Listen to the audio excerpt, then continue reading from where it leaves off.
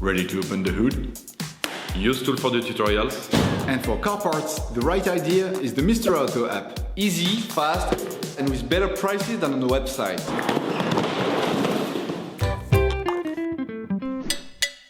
For this operation, get hold of the diesel fuel filter that you will find in the video description.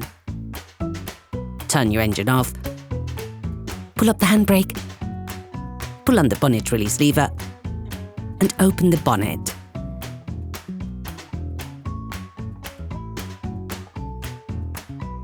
You should now be able to see the diesel filter that is located on the lower left of the engine compartment. Use your fingers to press on the clips and at the same time remove the diesel fuel filter outlet hose. Perform the same operation on the diesel fuel inlet hose. Take a liquid collector for the diesel that will flow out of the filter. You can learn how to make one by watching another of our videos, How to Make a Collector for Liquids. Move aside the filter holding studs to free the filter. Remove the filter from its housing. Place it in the liquid collector.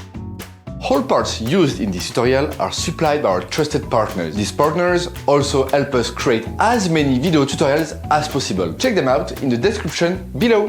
Take the new filter, remove the covers, then insert the new filter element by pushing downwards.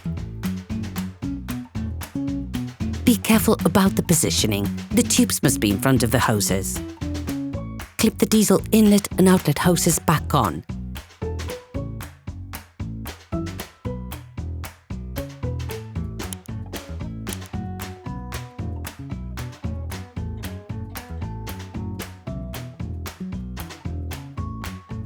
Operation completed. Hi, it's Theo from UseTool. I hope this video has helped you a lot in your car maintenance. We will be super grateful if you could spread the word so that we can produce even more tutorials. Simply give us a like, a comment, and hit that subscribe button. It really helps us boost the channel and help the whole community. Thanks a lot and have a great one.